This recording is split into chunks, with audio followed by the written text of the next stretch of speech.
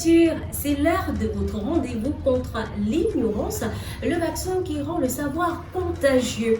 Vu que notre but est de vous faire fusionner avec la nature, et bien pour ce premier numéro, on va vous emmener à la découverte de la médecine dite africaine.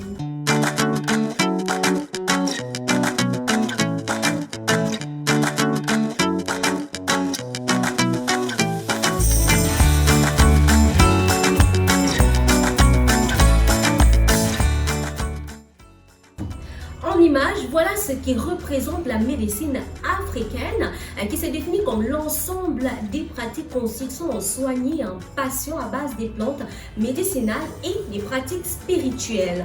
Disons qu'elle tire ses origines de plusieurs millénaires. Aujourd'hui, chacun de nos aïeux ou ancêtres ont pratiqué comme ça cette médecine, mais jusqu'ici de façon très archaïque.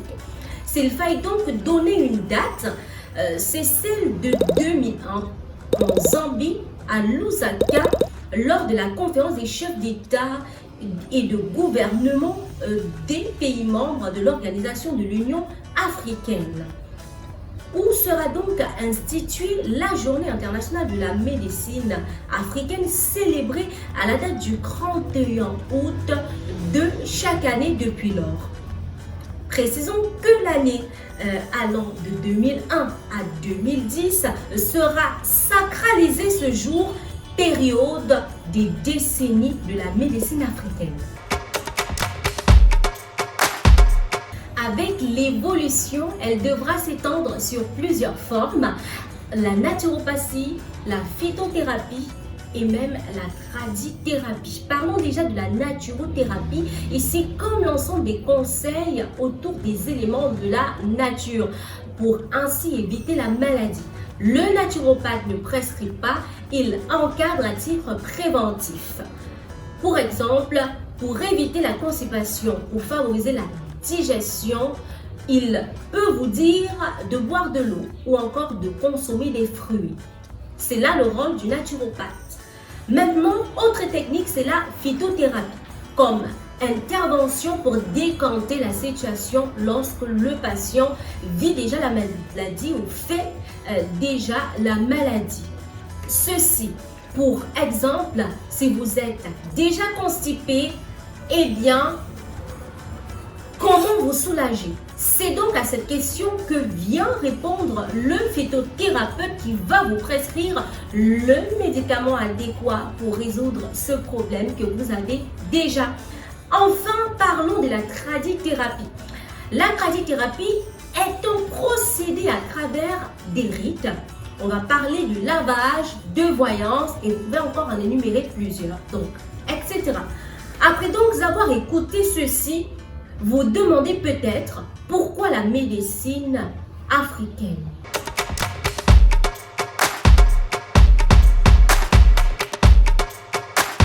Et il y en a justement qui se posent la question pourquoi la médecine africaine et pas autre chose.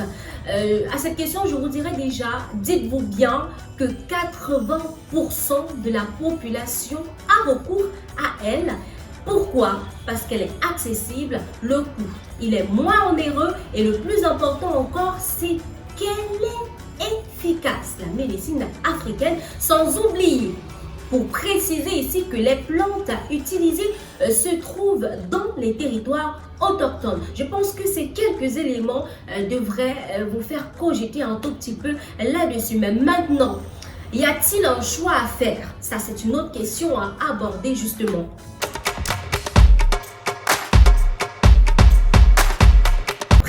Sur le choix à aborder, ça c'est une question qui va toujours vous taronner l'esprit ou question à laquelle on a l'habitude d'y avoir recours. Et bien je vous dirais que si vous par contre vous demandez s'il y a un choix à faire, eh bien je vous dirais qu'il dépend de vous-même. Quelle estime avez-vous de vous? Vous souciez-vous véritablement de votre santé? Voilà les questions que vous devez déjà vous poser de prime abord. Maintenant, moi, je vous dirais que la médecine conventionnelle et celle africaine sont complémentaires d'une certaine manière. Pourquoi? Car la médecine africaine répond aux failles de sel conventionnel sur le traitement. On va parler ici de la question de la toxicité. Vous êtes bien placé pour savoir que les produits de la médecine conventionnelle sont justement toxiques, nocifs pour la santé. Or, les produits justement de la médecine africaine sont des produits ayant été de ressources de plantes minérales, végétales ou animales, automatiquement ne peuvent pas vous apporter des éléments toxiques dans le corps. C'est aussi un plus, je vais dire comme ça, pour ce qui est des cas dits impossibles dans le traitement conventionnel. Vous allez faire face à ce qu'on va appeler ici des cas fatals, comme pour dire que vous êtes face à une maladie qui ne peut avoir de solution dans le cadre conventionnel ou dans la médecine conventionnelle. Par contre, ce sont des solutions que vous pouvez avoir en vous ressourçant vers la médecine africaine. Sur le plan de santé, elle conserve une place très importante dans le système de santé africain, car, on l'a dit tantôt, moins onéreuse, moins coûteuse, se retrouve jusque dans les zones reculées. Ça, c'est un constat global. Pas besoin de tirer de long large pour vous faire comprendre qu'on retrouve la médecine africaine jusqu'au fin fond de certaines zones, et raison pour laquelle les populations y ont donc toujours recours. On va également ici noter qu'elles cohabitent aujourd'hui dans de nombreuses régions du monde avec celles modernes, qui s'appuient sur une recherche et une technicité plutôt onéreuse par rapport à la médecine africaine. Elle n'exerce plus dans la clandestinité et officie désormais à visage découvert. Et je pense que là, vous serez bien d'accord avec moi là-dessus.